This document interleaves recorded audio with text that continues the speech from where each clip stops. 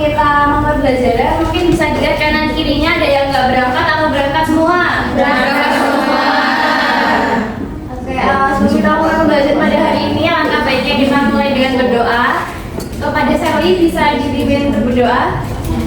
Sebelum memulai pembelajaran pada pagi ini, langkah baiknya kita berdoa dulu. Berdoa dicukupkan. Terima kasih Sally. Anak-anak bisa berdiri terlebih dahulu? Bisa. Oke, dicek bajunya sudah rapi atau belum? Kaos kakinya dirapikan? Rapi. Di kanan kirinya ada sampah atau tidak? Tidak. Oke, kita akan topok ESL Flag. Udah tahu atau belum? Belum. Oke, jadi bercontohkan ya. Kalau bag itu punggungnya yang diperlihatkan, kalau tab itu kedua bunganya di tab gini. Jadi flap, flap, back, back, flap, flap, tab, tab, flap, back, flap, tab, flap, flap, back, tab. Bisa dipahami? Bisa. Oke, nanti yang salah bisa menemani ibu di depan ya. Oke, 1, 2, 3. Flap, flap, back, back, flap, flap, tab, tab. Oke, udah bisa? Ya. Untuk selanjutnya, jangan duduk dulu karena kita akan menyanyi bersama lagu Tanah Airku.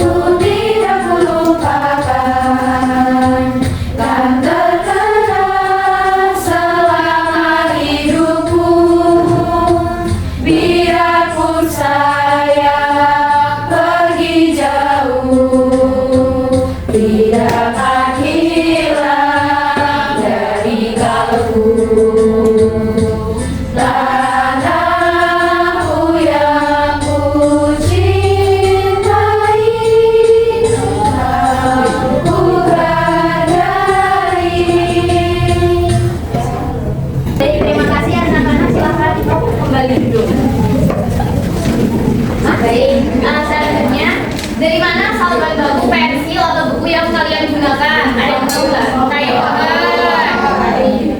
Kayu. Menurut kalian, mengapa Indonesia itu disebut sebagai negara yang kaya raya? Karena memiliki sumber daya alam yang melimpah. Baik, betul. Jadi hari ini kita akan belajar tentang kekayaan alam Indonesia, sumber daya alam kita.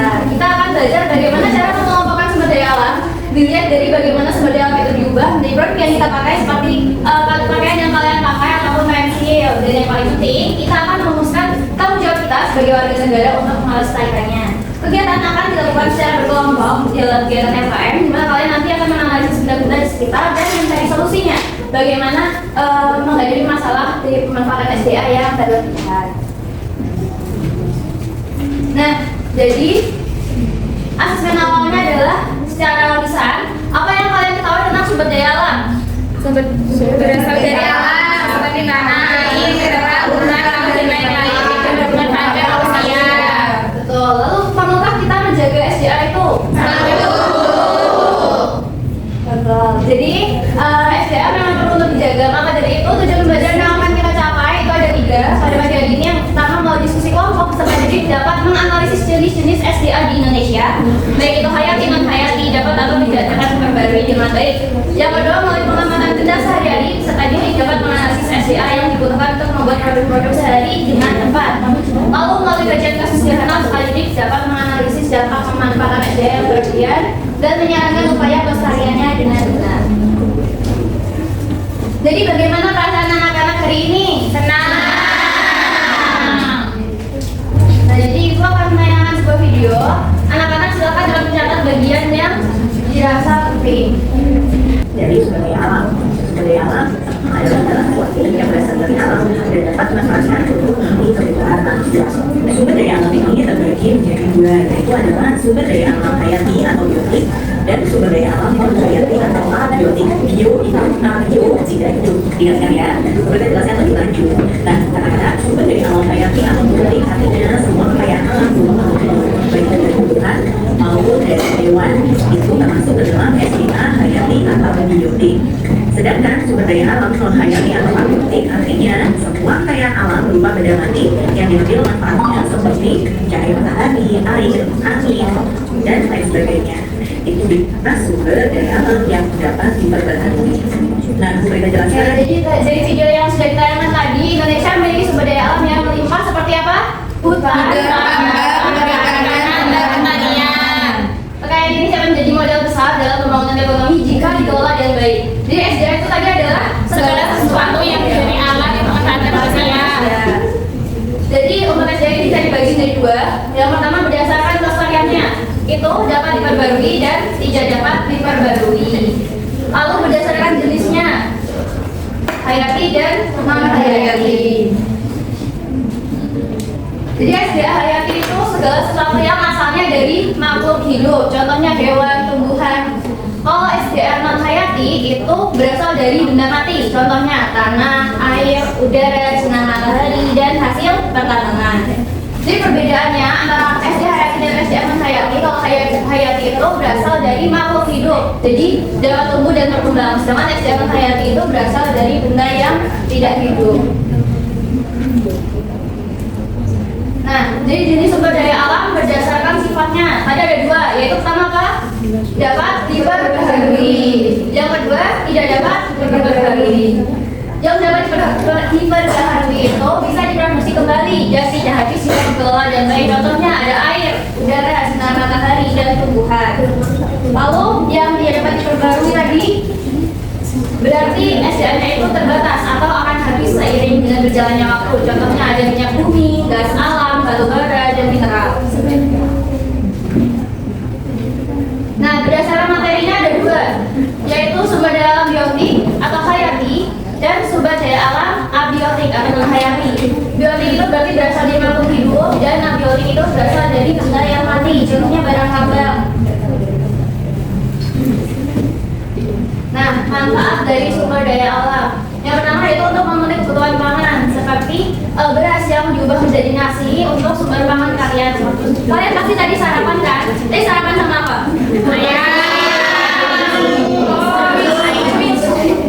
Nah, itu termasuk dalam memanfaatkan sumber daya alam. Yang kedua, sumber energi dan bahan bakar. Tadi kalian berangkat ke sekolah naik motor atau jalan kaki? Jalan kaki. Untuk supaya kendaraan kita berjalan, pastinya diperlukan bahan bakar supaya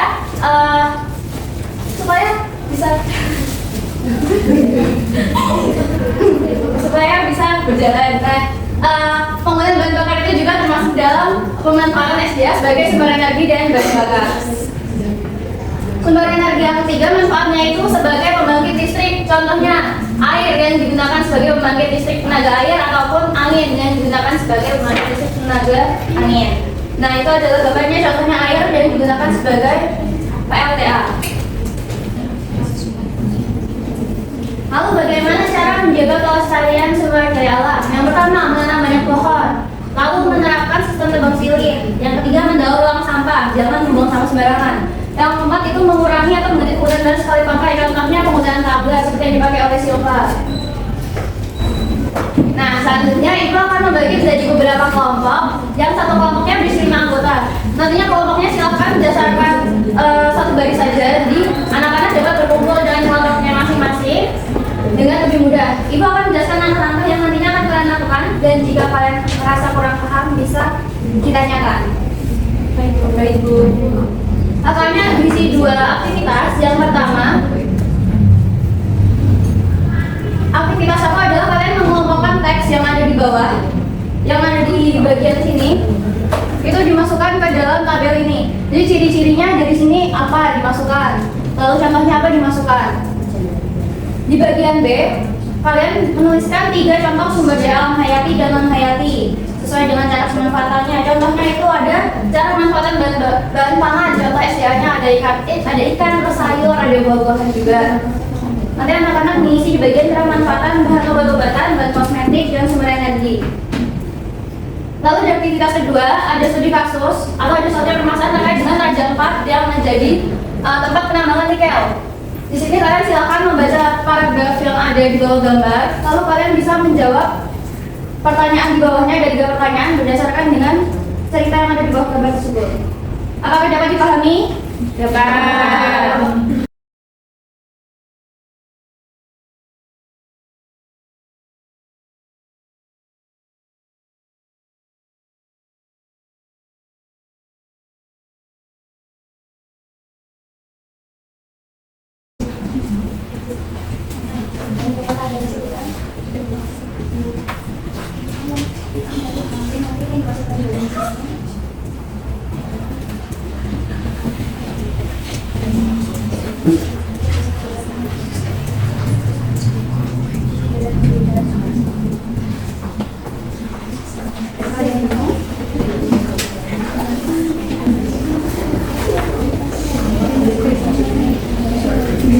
Oke, anak-anak apakah sudah selesai? Sudah.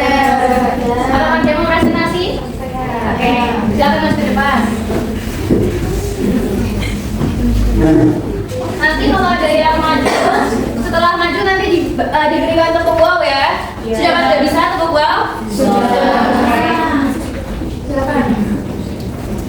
Silakan saya sharing. Saya mewakili kelompok saya untuk mempresentasikan isi diskusi kelompok kami. Yang pertama itu ada pengelompokan teks sumber daya alam hayati itu ciri-cirinya. Yang pertama itu makhluk hidup, yang kedua itu dapat diterbeli. Contohnya seperti ayam, buaya, stroberi, terumbu karang, dan daging atau ikan. Lalu kotak selanjutnya itu sumber daya alam hayati, ciri-cirinya yaitu benda mati tidak dapat diterbeli. Nah itu contohnya seperti tembaga, udara, air, tanah, nikel atau emas, lalu matahari. Lalu tabel berikutnya yaitu menuliskan contoh sumber daya alam hayati dan hayati. Yang pertama ada bahan obat-obatan. Nah itu contoh sumber daya alam itu jahe, kunyit, daun sirih, dan lidah buaya. Yang kedua ada bahan kosmetik. Contoh sumber daya alamnya minyak zaitun, lidah buaya, dan rumput laut. Lalu selanjutnya sumber energi.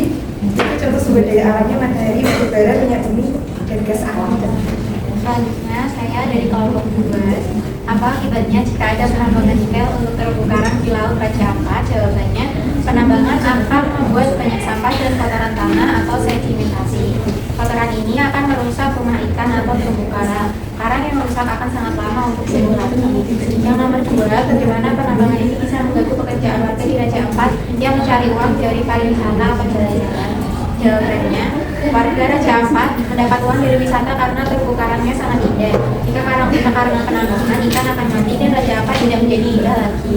Akibatnya, turis tidak mau datang dan warga akan kehilangan pekerjaan.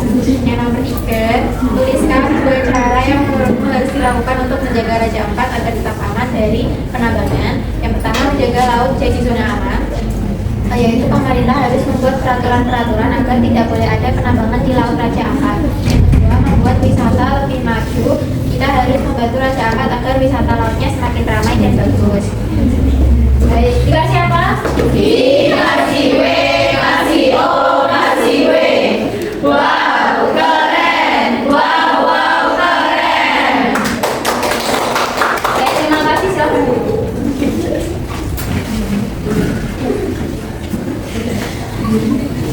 Oke, jadi anak-anak, untuk yang lagi belum maju, ayo kita koreksi bersama-sama. Jadi di bagian yang pertama, mengelompokkan teks yang dibagi di 2 kategori. Yang pertama ada hayati dan non-hayati. Yang hayati ciri-cirinya itu makhluk hidup dan dapat diperbarui. Contohnya ada ayam, bunga, stroberi, terumbu karang, daging atau ikan.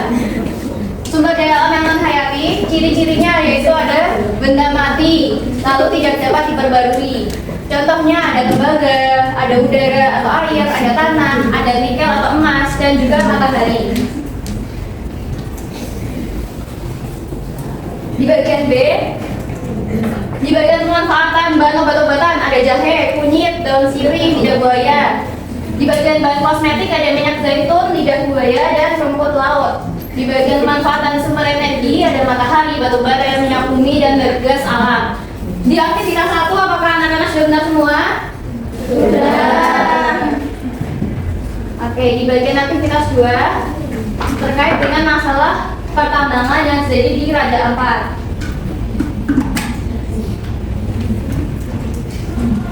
Jadi apa akibatnya jika ada penambangan nikel untuk terumbu karang di Laut Raja Ampat? Intinya jawabannya adalah akan membuat banyak sampah dan kotoran tanah atau sedimentasi yang mana akan merusak rumah ikan atau terumbu karang. Jadi karang yang rusak itu akan sangat lama untuk tumbuh lagi.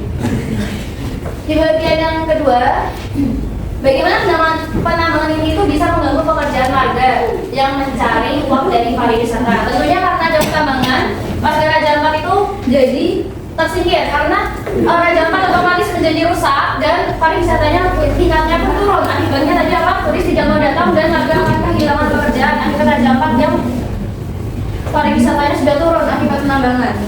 Lalu cara untuk menjaga Raja Ampat yang pertama itu bisa menjaga laut dari zona aman. Pemerintah harusnya membuat peraturan di mana tidak boleh ada penambangan di Laut Raja Ampat dan wisatanya harus juga menjadi lebih maju karena Raja Ampat sendiri merupakan surganya Indonesia. Oke, untuk selanjutnya karena tadi anak-anak sudah mengerjakan LKM, mungkin LKM-nya bisa ibu minta kembali terlebih dahulu. Terima kasih. Terima kasih. Terima kasih. Terima kasih. Anak-anak silakan mengerjakan asesmen formatif.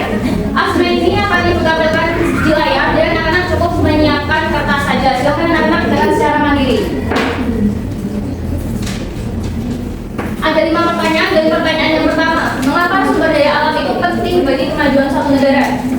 A. Sebagai bahan baku industri dan sumber pendapatan negara. B.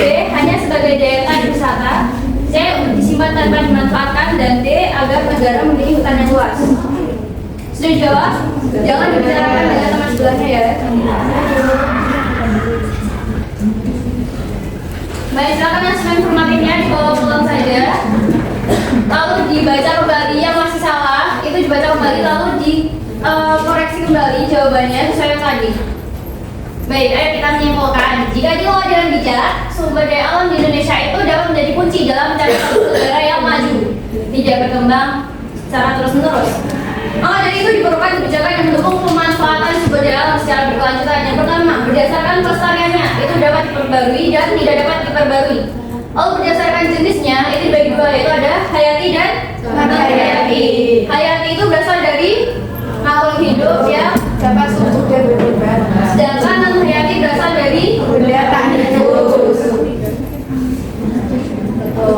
Semoga anak-anak bisa memahami apa yang sudah dipelajari secara bersama-sama terkait pemanfaatan SDA dan bagaimana cara kita melestarikan sumber daya alam.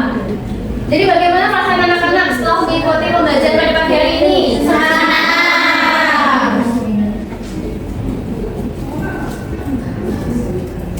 Baik, yang tadi di bagian asesmen formatif dari 5 soal tadi, apabila anak-anak belum mencapai KKTP yaitu di bawah 80, kegiatan selanjutnya silakan menyelesaikan soal dari ibu akan dibagikan di pertemuan selanjutnya untuk perbaikan nilai. Kemudian yang sudah mencapai KKM yaitu di atas 80, silakan untuk membaca materi selanjutnya.